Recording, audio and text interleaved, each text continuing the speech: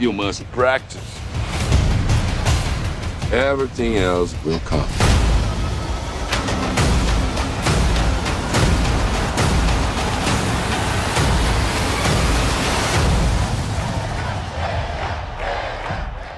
A barefoot boy runs across a dusty street. No stadium, no crowd, just a rolled-up sock and a dream bigger than the world around him. Brazil is broken, a nation still hurting from a loss it can't forget. And no one believes a kid from the slums can change that. But every time the ball touches his feet, something feels different. He doesn't just play football, he dances with it. He challenges gravity, rules, and fate itself.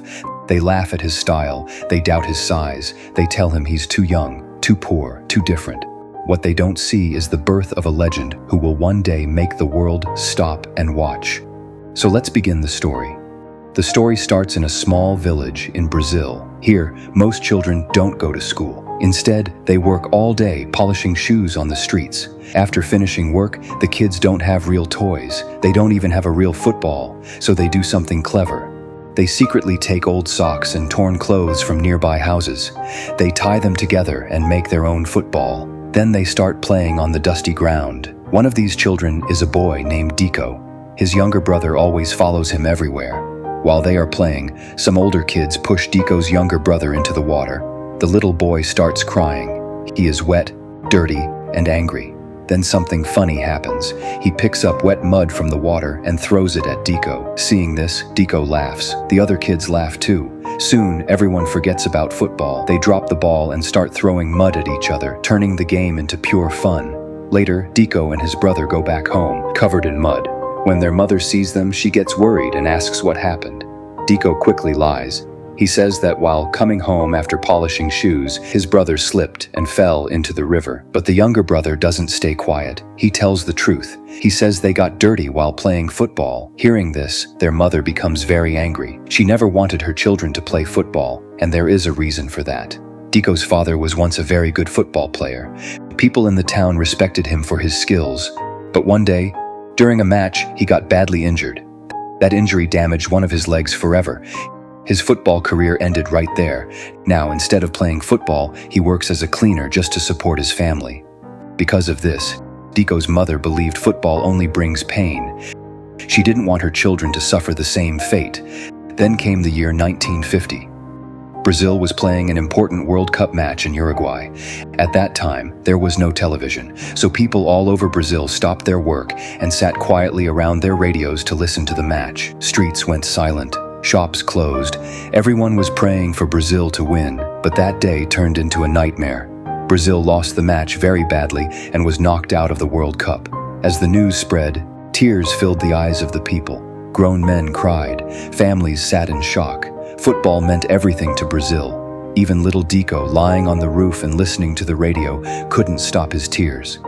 Later that day, Dico's father came home. With hope in his eyes, Dico said, "One day, I will win the World Cup for Brazil. You'll see." But his father didn't smile. Instead, he spoke softly and said, "Dico, I know you play football very well, but I want you to listen to your mother and stay away from football." The loss had broken him from inside. His dreams were already destroyed, and now he was scared for his son. The next morning, Dico's mother took him along to her cleaning job. While they were working, someone from inside the house called her. She handed her work to Dico and went inside for a moment. Dico stood there holding the tools, and without knowing it, this small moment was about to change his life forever. That's when his eyes landed on a table full of cakes and pastries. He hadn't eaten properly all day. Hungry and helpless, Dico quickly grabbed a cake and ate it before anyone noticed.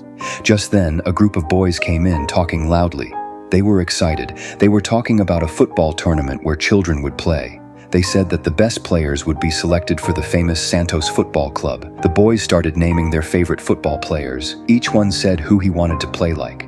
Listening to all this, Dico also spoke up and said, "I want to play like Pele." As soon as he said that, all the boys burst out laughing. They looked at him and asked, "Who is this Pele?" Dico replied confidently, "He is the goalkeeper of Vasco da Gama." But Dico had made a mistake. The real name of the Vasco da Gama goalkeeper was Biel, not Pele. Hearing this, the boys laughed even harder. They teased him and said, "Only a crazy person would call Biel Pele." Then one of them said, "Fine, from today, we'll call you Pele." And just like that, the name stuck. A moment later, one of the boys kicked the football toward Deco. The ball hit a bucket of water, and water spilled all over the floor. Right then, Deco's mother came back. She got scared and started apologizing again and again to the boys. Deco tried to explain that it wasn't his fault, but his mother quickly stopped him. She worked there, so she couldn't argue. As she held Deco's hand and took him away, Deco secretly grabbed a flyer from the table. It was the flyer for the football tournament, and that small piece of paper was carrying a very big dream. When he reaches his neighborhood, he excitedly shows the flyer to his friends and tells them they will form their own team and play in the tournament. Hearing this, Deco's younger brother gets scared and says, "But if Mom finds out, she'll be very angry." Deco tells him to stay quiet. Soon, all of Deco's friends come together and form a team. They also join the tournament. The same boys who told Deco about the tournament are there too. These are the boys from the house where Deco's mother works. One of the boys on Deco's team does something special. He cuts up a bedsheet from his room and makes matching shirts for everyone. And now, the matches begin. Deco's team is called the shoeless team because none of them wear shoes. Match after match, Deco's team keeps winning. Soon, they reach the final. In the final, they face the same boys who once laughed at Deco and gave him the nickname Pele.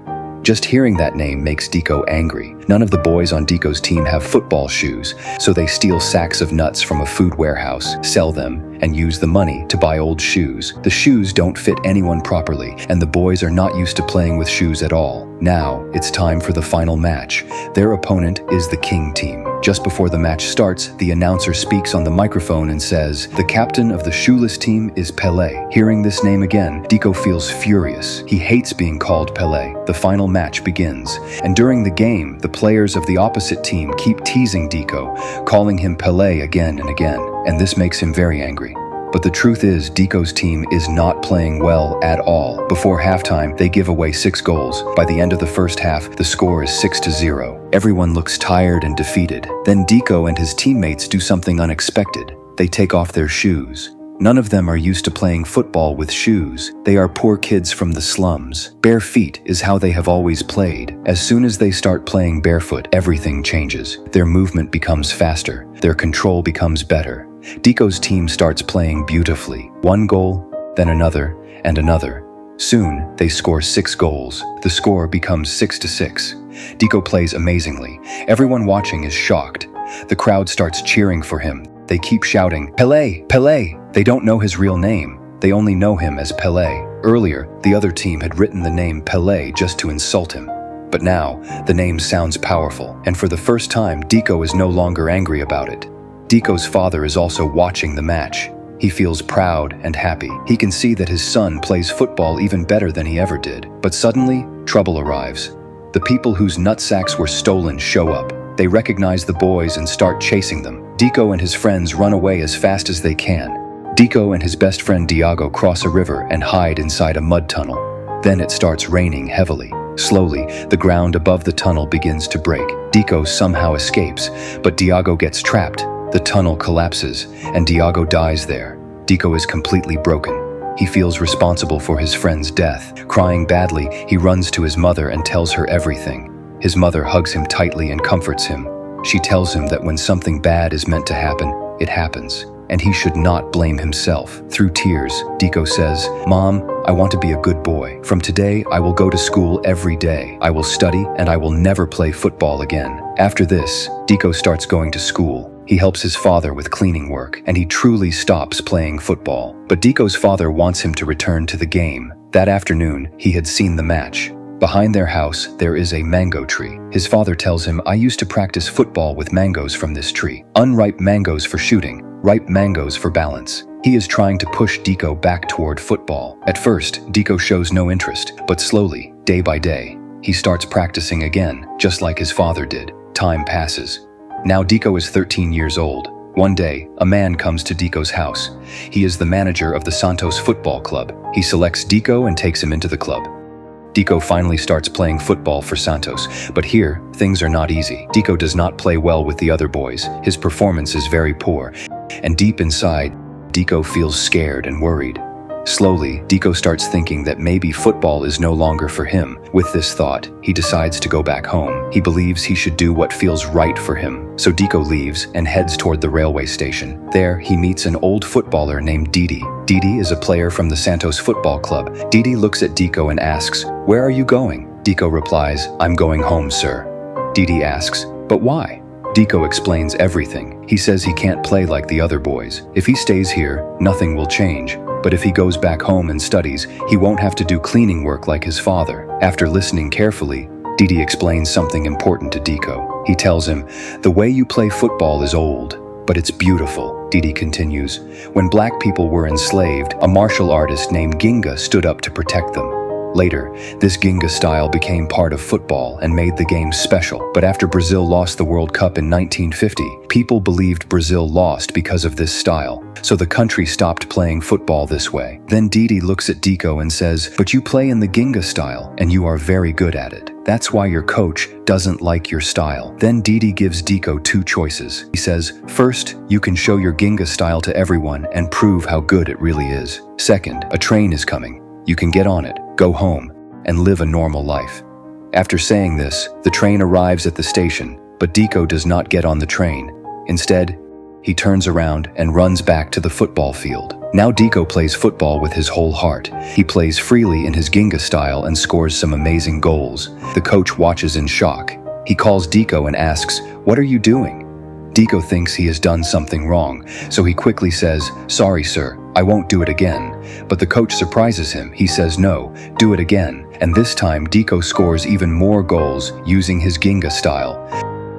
The coach is shocked and happy. Earlier, Deco wasn't even selected for the main team, but now he is directly added to the professional team. At just 15 years old, Deco starts winning matches for Santos. He scores goal after goal with the magic of his feet. Slowly, his name spreads across the country, but everyone knows him by his old nickname. Time passes. Now it is 1958. The FIFA World Cup is coming. Deco is only 17 years old. When the team list is announced, Deco's name is the last one on the list. He is filled with happiness. His father is also very proud, but his father warns him. He says Brazilian people have almost lost hope in football. We lost before and now you carry a big responsibility. His father continues, "I see qualities in you that I never had. I also tried to play in the Ginga style. One day, while taking a Ginga style shot, I doubted myself. I got confused, and that's when I got injured. Never do that. Never doubt yourself. Just play football with all your heart." Then his father gives him a jersey. On the back, it says Pele. Deco looks at it and asks, "But Dad, why does it say Pele? That's not my name." His father smiles and replies, "When people see you play in the Ginga style, everyone calls you Pele." After this, Deco says goodbye to his father and joins the Brazilian national team. Before the practice match begins, the team's coach gives Deco a strict warning. He tells him, "You cannot play in the Ginga style in international matches. This style may work in local clubs, but it will fail at the international level." The coach reminds him that Brazil lost badly in the last World Cup because of this style. Fearing another big defeat, the coach clearly forbids Deco from using the Ginga style. But once the practice match starts, Deco remembers his father's words. He ignores the coach and starts playing in the Ginga style. During the match, Deco suffers a serious knee injury. Because of this injury, his chances of playing in the World Cup almost disappear. With great difficulty, Deco calls home and tells his mother about his injury. Hearing this, his mother becomes very sad. A similar injury had ended her husband's career, and now he works as a cleaner. Crying, Deco says, "Mom, I made a big mistake. I should have gone to school." But his mother comforts him and says, "No, son, we make all decisions together. And whatever happens to you, we are with you." Later, the doctor tells Deco that he can play in the next match. Soon after, news comes on the radio. It says Brazil has still not learned from the defeats of 1950 and 1954. The players are still playing in the old Ginga style and getting injured on purpose. This news is clearly pointing at Deco. Hearing this, the coach becomes very angry, but that day he doesn't say anything to Deco. Now the World Cup begins. Before the match, the doctor warns Deco. He tells him to protect his knee because one more injury could end his World Cup journey. Deco listens carefully and starts playing very cautiously. Slowly, Brazil wins matches and reaches the semifinals. There, they face France. Before halftime, the score is 1-1. During halftime, Deco goes to the locker room and meets his teammate Jose. Jose says he is injured, but Deco tells him that if his leg is fine, he can play better than him. Jose then replies, "My leg is fine. It's my mind that's injured. I always wanted to play like a European player, but today I realized something. I realized that I am Brazilian." He looks at Deco and says, "Do you remember how you surprised everyone by playing in the Ginga style? That is the kind of football we need today." Hearing these words, Deco feels confident again. He steps back onto the field with full belief in himself. Now Deco starts playing in his old style, free, fearless, confident. And suddenly, he scores an unbelievable goal. The entire stadium explodes. The name of Brazil echoes everywhere. Then Deco scores again. And then once more. With his amazing skills, the score becomes 4-1. That day, Brazil defeats France. This victory happens only because of Deco. Happiness spreads to every home in Brazil. Brazil has reached the final. In the final, Brazil is set to face Sweden. Before the match, both team coaches attend a press conference. At the conference, the Swedish coach mocks Brazil.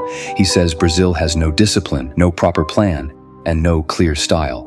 Hearing this, the Brazilian coach stands up and leaves the press conference. He goes straight to his players and speaks from the heart. He says, "I don't want the world to see us playing like Sweden tomorrow. I want the world to see us as we truly are.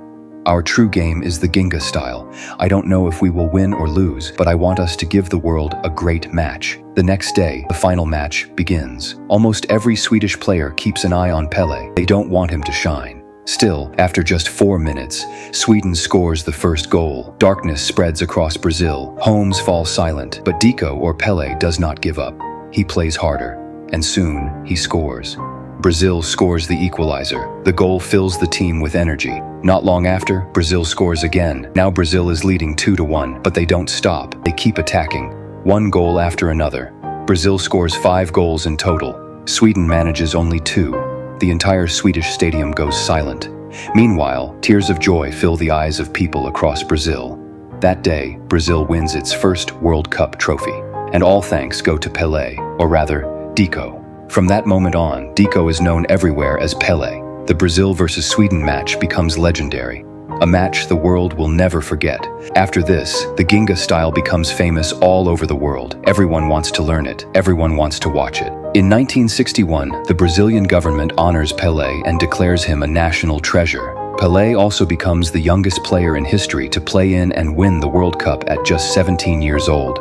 Brazil later wins the World Cup again in 1962 and 1970. Pelé becomes the only player in history to win 3 World Cups. He also scores 1,183 goals in his career, but there is one record he could never break: the record of scoring 5 goals in one match. That record still belongs to his father. Pelé is later named Player of the Century by the Olympic Committee. So this was the film based on the true story of Pelé. Let me know in the comments what you thought about this story. And if you enjoyed this recap, don't forget to like, share, and subscribe.